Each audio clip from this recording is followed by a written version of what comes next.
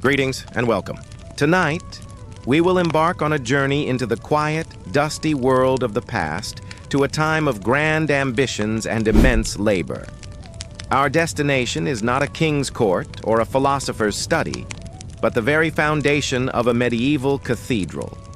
We will explore the origins of an organization whose name has inspired countless legends, a society of builders who moved from crafting stone to shaping a system of morality, the Freemasons. This video will not deal with the fantastical tales of modern myth. Instead, we will trace the real, historical roots of Freemasonry, beginning with the quiet, back-breaking work of the medieval stonemason. We will uncover the daily routines of their craft, the immense skill that was required, and the secretive knowledge they developed to protect their trade. So find a comfortable position, let the sounds around you fade, and allow your mind to be carried back to a world of hammers, chisels, and grand, silent structures. Segment 1. Why you wouldn't last a day as a medieval stonemason. Imagine yourself on a sprawling, chaotic construction site in medieval Europe. The air is thick with the scent of damp earth and the fine, white dust of stone.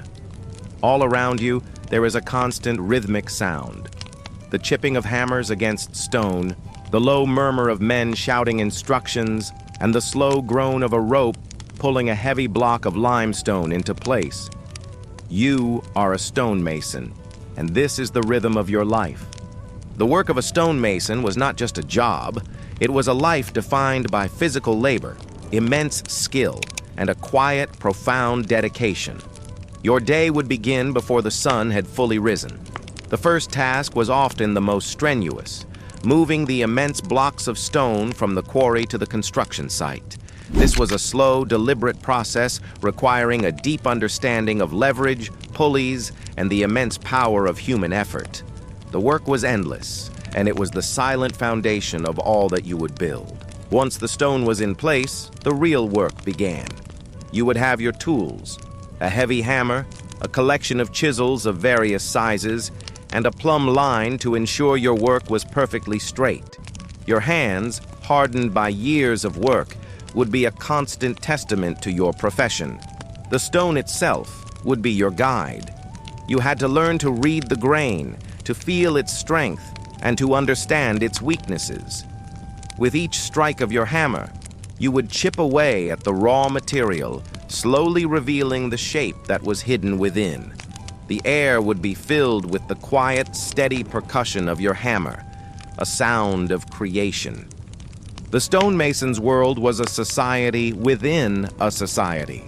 Because you traveled from town to town, working on different cathedrals and castles, you needed a way to identify yourself to other masons.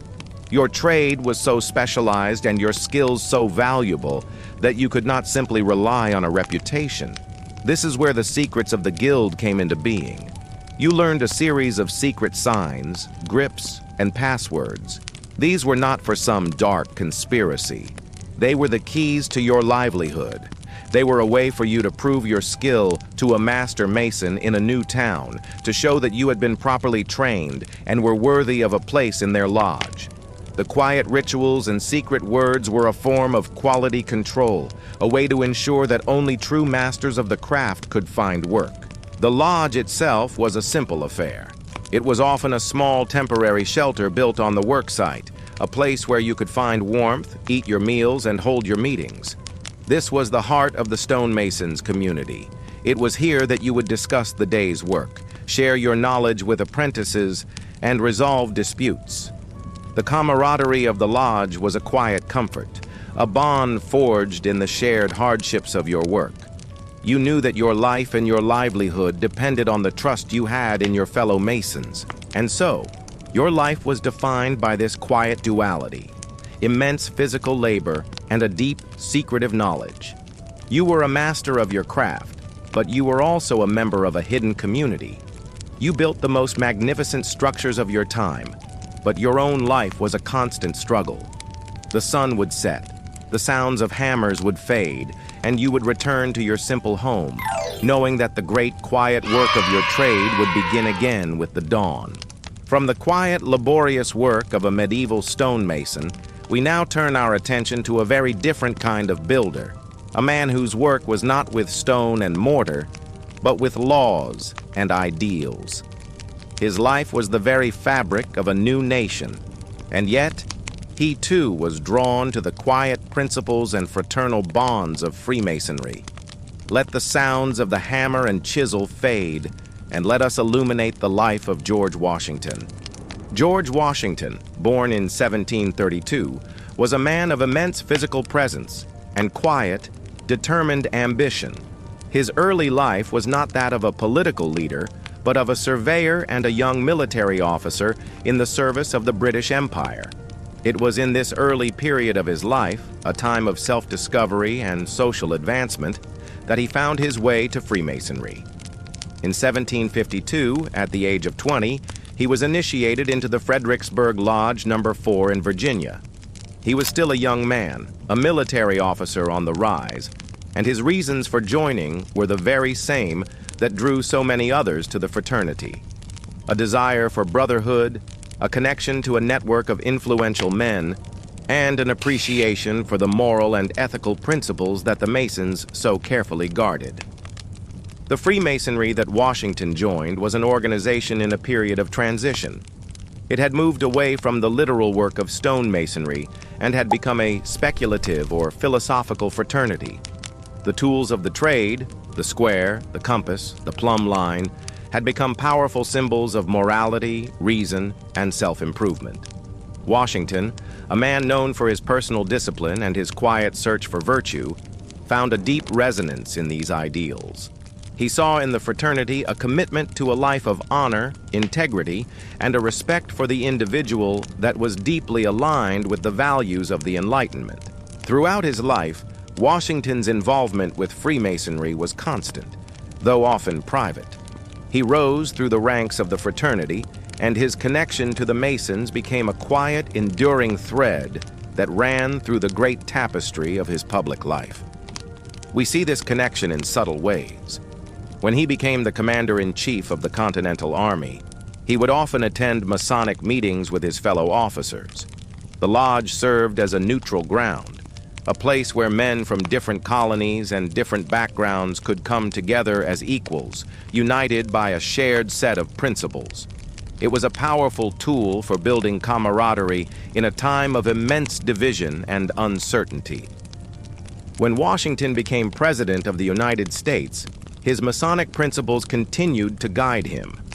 The core tenets of the fraternity, reason, a belief in a higher power, and the importance of a well-structured society, were woven into the very fabric of the new republic. We see this in his own words and actions. In 1793, dressed in his full Masonic regalia, Washington personally laid the cornerstone of the United States Capitol, an act filled with profound Masonic symbolism. He used the tools of the stonemason, the compass, the square, and the plumb line, to dedicate the foundation of a building that would house the very government he had helped to create. It was a quiet, profound statement about the enduring connection between the principles of Masonry and the building of a new nation. Washington saw no conflict between his public duties as a leader and his private commitment to Freemasonry. For him, the fraternity was not a secret political force, but a moral compass, a fraternal bond that helped to guide him through the immense challenges of his time. The myths and legends that have grown up around his Masonic ties are a product of a later age. In his time, Freemasonry was a respected social institution, a place for men of good character to come together and work toward a more just and rational world.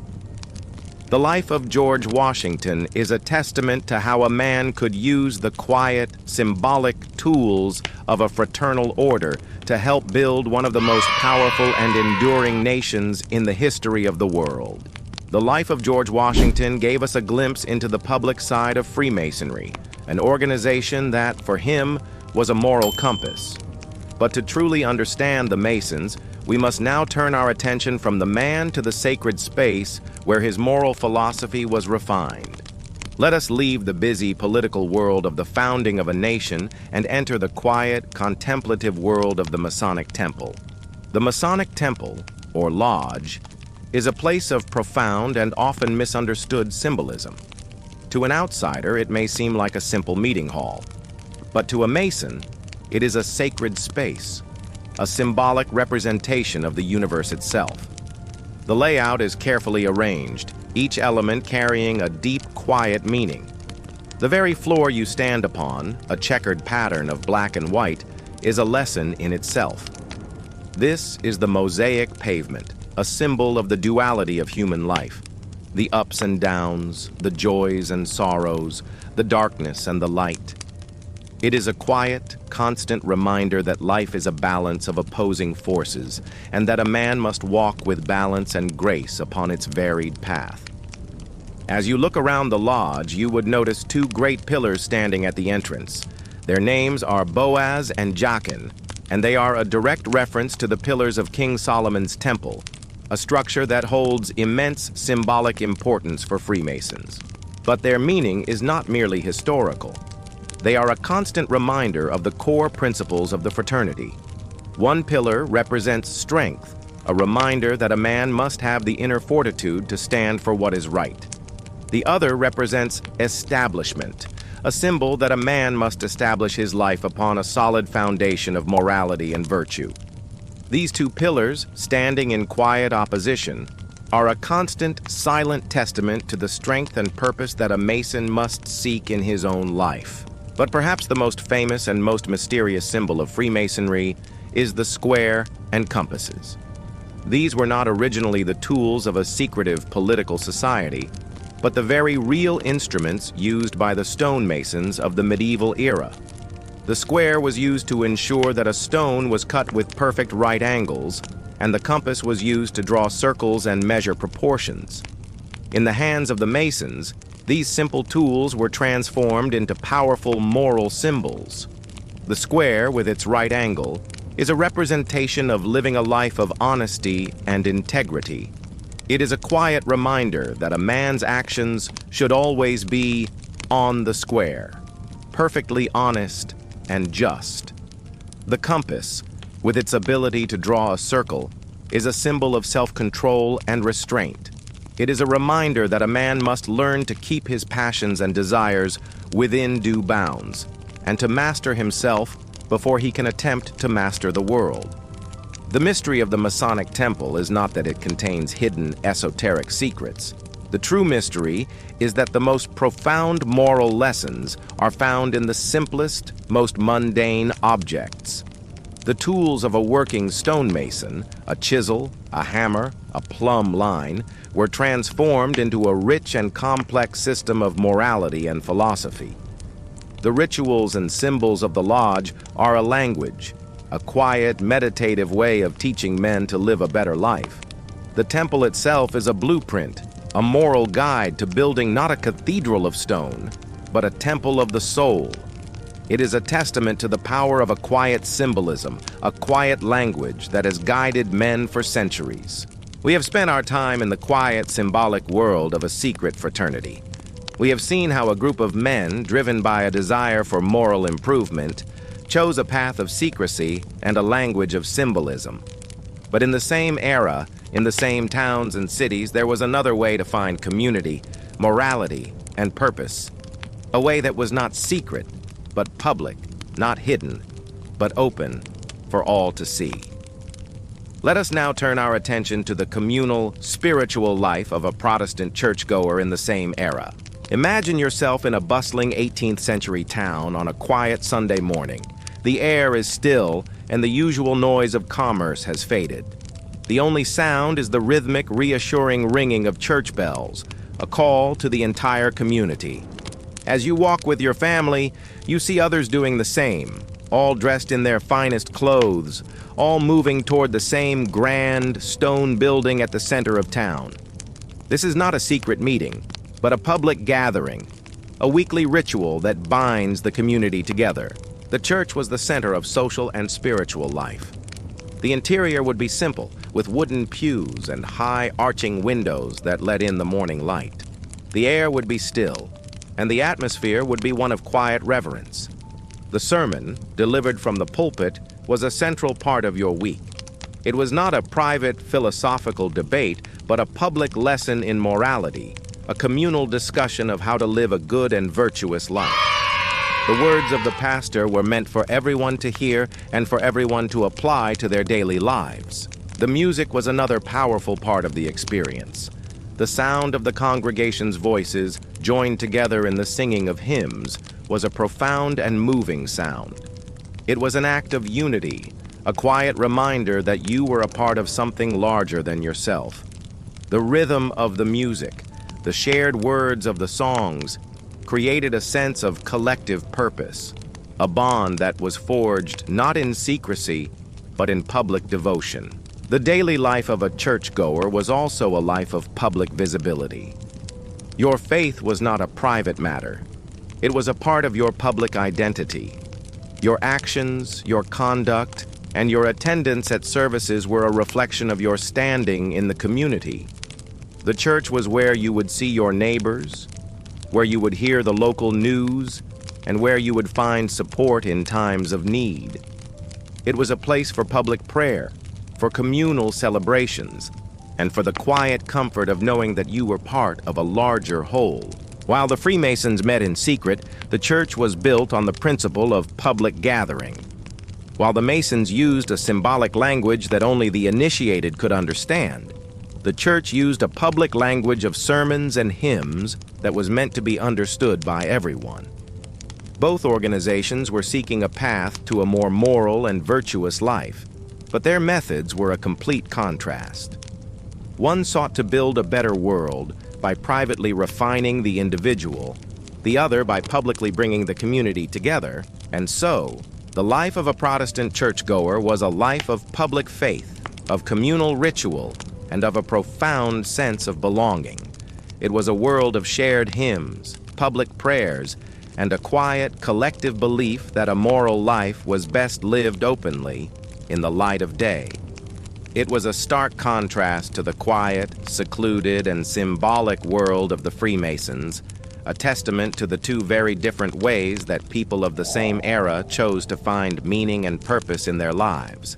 And so, our journey through the quiet, moral, and social worlds of the past comes to a close. We have peered into the dusty, medieval lodge of the stonemasons and walked in the shoes of a founding father. We have deciphered the quiet, symbolic language of the Masonic temple and joined the public, communal life of the churchgoer. Let the images of the working stonemason, the founding father, and the public church now fade. Let the quiet whispers of the fraternity and the public hymns of the congregation become distant echoes. We have explored a time when men sought purpose and community through two very different paths, one through private, symbolic fraternity, and the other through public, communal faith. They were two different paths to a similar goal, a testament to the complex and varied ways that people of the past found meaning in their lives. Drift away from the historical journey and settle back into the quiet comfort of your own time and your own space. The work is done. The stories have been told. All that remains is a peaceful, welcoming silence. Good night.